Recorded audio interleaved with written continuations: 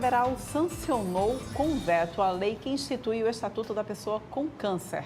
A Lei 14.238/2021 foi publicada no Diário Oficial da União e tem o objetivo de promover condições de igualdade no acesso ao tratamento da pessoa com câncer.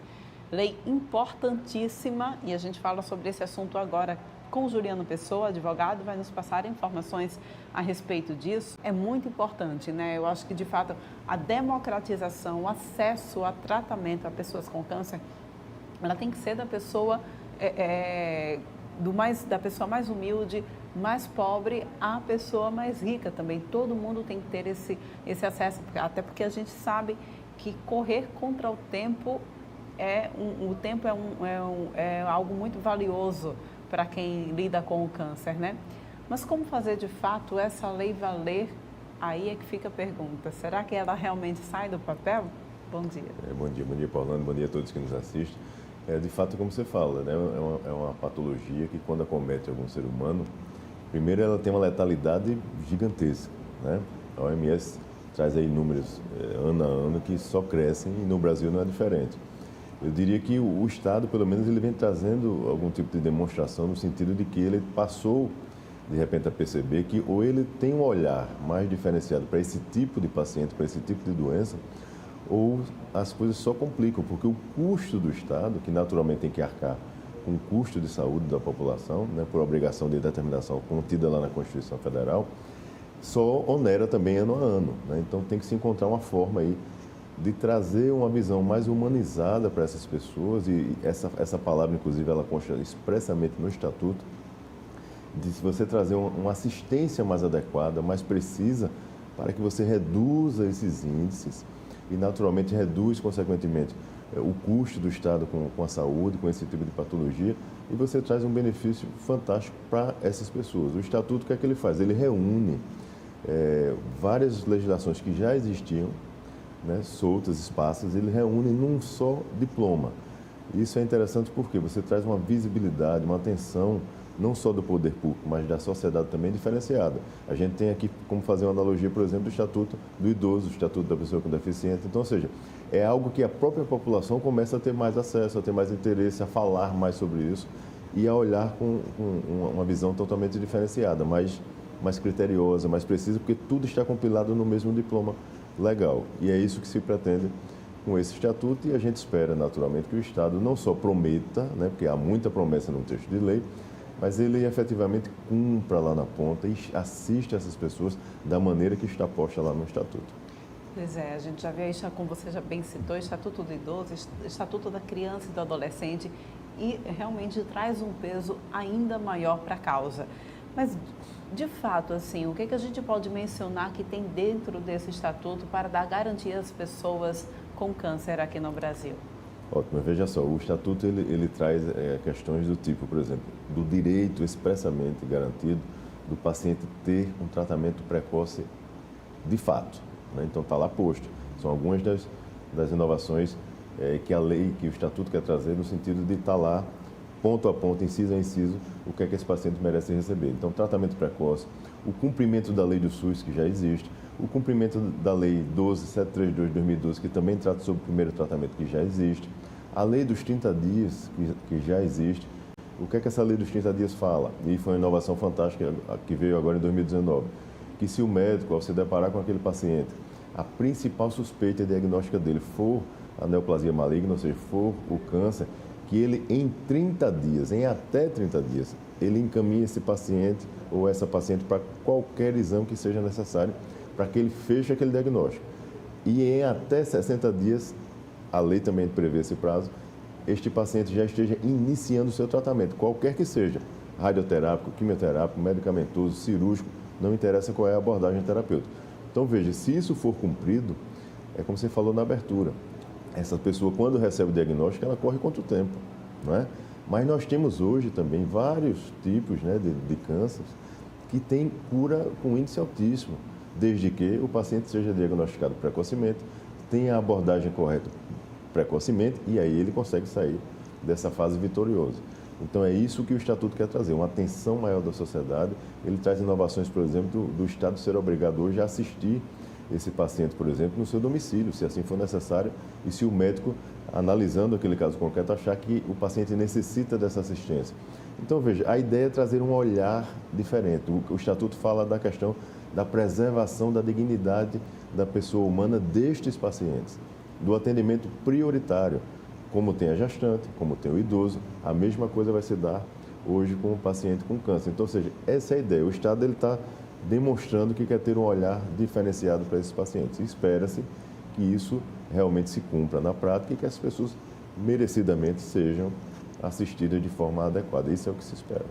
Com certeza. Olha, gente, no mais, esse regulamento, ele inclui atendimento integral, assistência médica e de fármacos também, né? Assistência psicológica, atendimentos especializados e, sempre que possível, atendimento e internação domiciliares. Agora, algumas coisas também foram vetadas, né, nesse estatuto. A exemplo de medicamentos mais efetivos contra o câncer, que a gente sabe que a medicina e o setor de farmácia também evoluiu bastante já, mas são medicamentos mais onerosos para o SUS, para o Estado, digamos assim. O que foi vetado? Por que foi vetado? Olha, veja só, é muito interessante você abordar esse ponto, porque não só a questão do tratamento multidisciplinar, que é uma inovação realmente, né?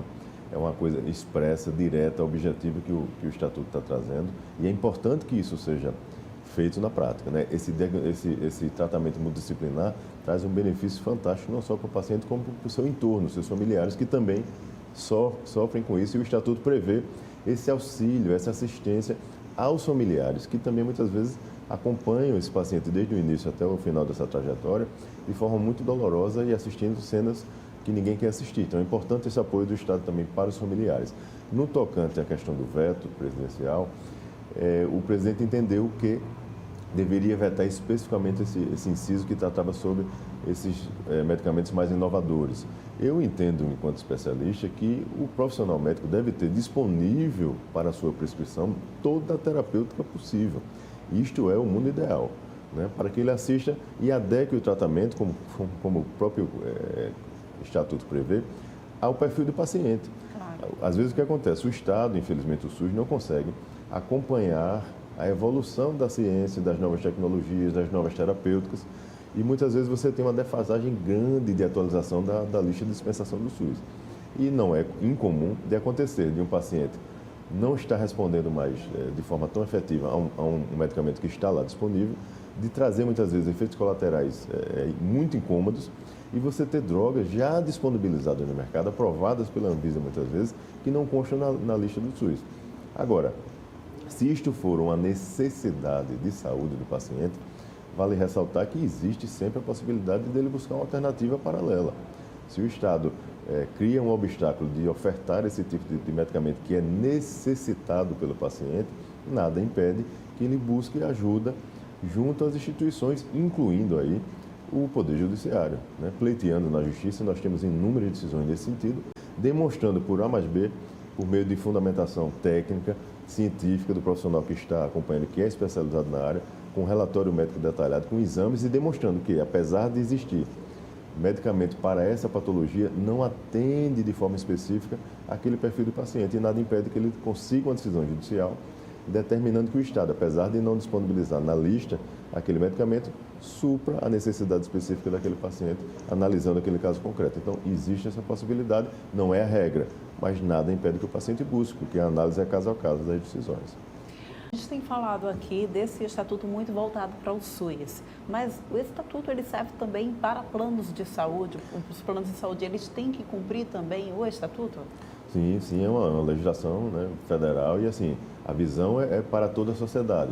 A gente ressalta muito essa questão do Sistema Único de Saúde, porque naturalmente boa parte da população brasileira ela está muitas vezes sendo atendida pelo Sistema Único, né? Então é por isso que se tem esse viés mais da questão do poder público, que inclusive promete, é importante destacar aqui, uma ampliação das suas redes de atendimento, da sua estrutura de atendimento. O Estatuto prevê, de forma também expressa, que será feito um censo, ele não diz como, mas está lá posto, um censo de forma muito precisa do quantitativo de pacientes no país. Como é que você constrói política pública para atender um determinado nicho de pacientes numa sociedade se você não tem o quantitativo de quantas pessoas são? Qual é a população hoje no país que está acometida pela doença? Então é isso que o Estatuto também prevê e o Estado precisa cumprir isso na prática. Fazer esse levantamento e trazer de forma adequada, também nesse sentido de estrutura, o atendimento para essas pessoas. As operadoras de saúde privadas, ela naturalmente entra nesse mesmo contexto. Não só o poder público, como a própria sociedade tem que cumprir o que está lá no Estatuto, que é a questão de não ter qualquer tipo de postura discriminatória para esse paciente, não causar qualquer tipo de violência para esse paciente que já está sofrendo uma doença extremamente grave. E as operadoras de saúde não estão isentas disso. Elas também precisam prestar um serviço de acordo agora com os ditames contidos no Estatuto da pessoa com câncer. Então, isso deve, sim, obrigatoriamente ser respeitado pelas operadoras. É o que se espera que aconteça. Pois é, gente. Olha a importância, então, que vem esse estatuto aqui para a vida dos brasileiros, né? Infelizmente, o câncer é uma doença que tem crescido cada vez mais aqui no nosso país. Ficam, então, esses esclarecimentos, né? Os cuidados, esse estatuto que vem para unir todas as leis em um único documento, para que a gente tenha posse disso de uma maneira mais clara, mais fácil também, né? Para o SUS e para a rede privada também de saúde, que a gente sabe que muitos planos de saúde acabam, digamos assim, se recusando a fazer determinado procedimento ou tratamento. Isso não deve. Não deve. É aquela coisa, quem traça o norte do tratamento em si é o profissional médico, né? Então, a partir do momento que um profissional, de forma fundamentada, com um embasamento científico, prescreve que aquele é o melhor para aquele paciente, tratamento, não cabe, em tese, a operadora se insurgir, criando obstáculo para o cumprimento dessa prescrição médica. O médico é que é o senhor daquele tratamento, é o médico assistente que sabe o que é o melhor para o paciente, não o gestor da operadora. Então, existe muito, infelizmente, existe muito esse tipo de prática, né, que eu julgo até nociva, porque você causa um prejuízo lá na ponta, ao paciente que está necessitando. E é como você fala, o tempo corre muito mais rápido do que para uma pessoa normal, né? Ele está lutando contra uma doença extremamente grave. Então, quanto mais precocemente ele for assistido de forma adequada, maiores são as chances de ele sair disso vitorioso. Outra coisa que é importante, paciente do SUS ou paciente da operadora, no caso do paciente privado, encontrou obstáculo, o que é que eu devo fazer primeiramente? Busca a Agência Nacional de Saúde Suplementar. Ela que regula todas as operadoras no país. Existe um site, existe o 0800, liga, abre uma reclamação contra a sua operadora, relata o que é que está acontecendo, reporta o caso, a ANS irá contactar a operadora para verificar o que é que está acontecendo e, se for o caso, trazer sanções administrativas para essa operadora. Se for no SUS, o que é que eu faço? Busca a ouvidoria da Secretaria de Saúde, busca o Ministério Público, busca a Defensoria Pública, ou seja, o que não pode o obstáculo está ali na frente do paciente, ele já sofrendo e sem buscar ajuda. Ele precisa buscar ajuda, porque muitas pessoas que buscam conseguem sair dessa dificuldade e superar esse desafio e seguir com foco no principal, que é fazer o seu tratamento e se livrar dessa doença que é extremamente grave. Obrigada pela tua participação mais uma vez aqui no TV Mar News. A gente volta a se encontrar logo. Obrigado, até mais.